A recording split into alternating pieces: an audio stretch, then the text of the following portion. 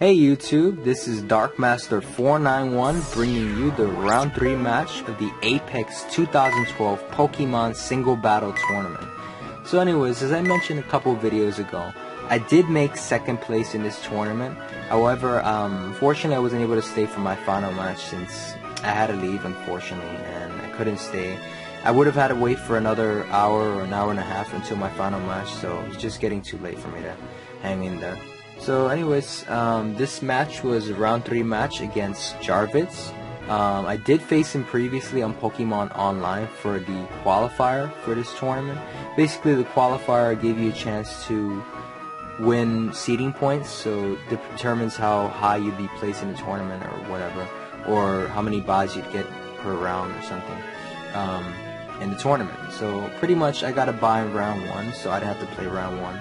And start off at round 2 and play Jarvitz as my second opponent. So pretty much he's using the exact same team as he used that day on Pokemon Online, and the only difference is I guess some more different predictions, and there are a whole lot of different turnabouts in this battle. So yeah, this is gonna be a pretty long and epic battle, so let's just get this started now.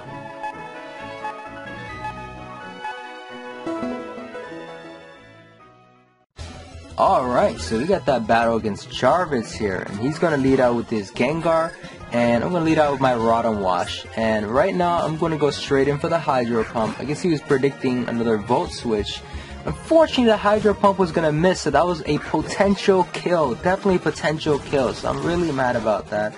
I'm going to go for another Hydro Pump, decide not to over-predict, and he is going to bring in his Ferrothorn. The crit did a lot of damage on him. And pretty much he's just going to set up his Stealth Rocks to be on the safe side. I'm just going to go for a Volt Switch into my Tyranitar because I do want to set up my own Stealth Rocks, seeing that it could be a problem if he's the only one that has a Stealth Rocks up and I'm having to switch out a lot. So definitely don't want to be on the rough edge there. And he's going to go for a Power Whip, and right now I'm thinking this is a perfect opportunity to set up my Stealth Rocks, survive a Power Whip, and come back later to save Tyranitar. Possibly, but that's not going to happen because he's going to get a critical hit Power Whip, which really mattered there. I mean, I don't know for sure, but anyways, I'm going to predict him to send out his Politoed, and I'm going to bring in my Choice Specs Latios with Thunder, and I'm going to go straight for that. He's going to scout out with his Protect, unfortunately, so I'm pretty sure right now he's probably going to switch into his Manectric. Predicting that I am a Choice Specs Latios, and which he would be right in that assumption. And right now he's going to bring in his Manectric pretty much. So took a bit of Stealth Rocks damage, and right here I am going to over predict, and he's going to leave in his Manectric to go for Thunder. I decide to go for the Will-O-Wisp. Not sure what I was thinking there. I must have for a second thought he had some other threat on his team that could resist Hydro Pump, but anyways, now he's going to pull off a double switch on me to his Gengar, and I'm going to bring in Ferrothorn to resist the Thunder had he stayed in, and I'm going to scout myself with Protect to see what the Gengar wants to do, and he indeed does have the trick, so now he's going to pull out another double switch on me into Politoed, accumulating a bit of damage on him. It's not really doing too much. I'm just going to make a safe switch into Latios in case he did decide to keep with the trick. And I'm going to pull a double switch on because I do not want him scouting my next move, whether it had been Draco Meteor or not. So anyways, I'm going to go for a Pain Split now, not thinking that he would Protect before bringing Manectric. And right here I decide to Volt Switch for some strange reason. I guess I decided to play things a bit different in case he brought somebody else. I don't know what I was thinking, but I did go for the Volt Switch, which is really going to cost me right here because now he has that Lightning Rod boost, and I'm still thinking that Manectric isn't Choice Scarfed or Specs or whatever, considering the amount of damage that just did. So I'm still thinking that he probably is carrying a Flamethrower or something, so I'm going to scout with Protect one more time just to make sure it doesn't have Flamethrower. So indeed he does switch, so that possibly could mean he is a Choice Specs or Scarfed Manectric as well. So he's going to go for the Focus Blast with Gengar here. I'm going to Protect to scout that. This time, I believe I decide to stay in, go for the Leech Seed, and it misses, so that really sucks. I really could have gotten rid of this thing here, and now I have to protect, and he does have the switcheroo, so this is really not good. I have to sack somebody on my team. I definitely don't want to lose Ferrothorn, not at this moment. I could use him later on. So I'm going to have to sack my Rod and Wash pretty much. I mean sort of sack it, because as soon as it's scarfed in, well, this Rotom pretty much isn't made for being scarfed, otherwise it would have outsped this Gengar, and either way, as it turns out, his Gengar is scarfed anyway, so it wouldn't have mattered. So right now he's going to hit me with that Shadow Ball, and I'm just going to go for a safe Leech Seed. And he does bring in the Toxicroak, and right here I decide to over-predict. He's going to make a good play here. I'm going to actually switch straight into my Reuniclus after this turn, in order to be, I guess I was kind of greedy there. I wanted to have the safe Leech Seed and stock up some Calm Minds, but that's not going to work because he's going to double switch on that, predicting that. And right here I have to take a Trick. I'm pretty sure he was going to go for the Trick, and he does go for the Trick. So that's unfortunate on my part, and right here I'm going to have to go for an Earthquake in case he does decide to switch in a Toxicroak or one of his tanks. Plus I don't want a Stone Edge in case he does bring Toxicroak after and decides to sub up and start bulking up on my Landorus that basically wouldn't be able to do anything to it. So I had no choice but to go for an Earthquake. And now he's going to switch into Politoed. I'm going to go for that Choice Specs Thunder, which is definitely going to take out his Politoed.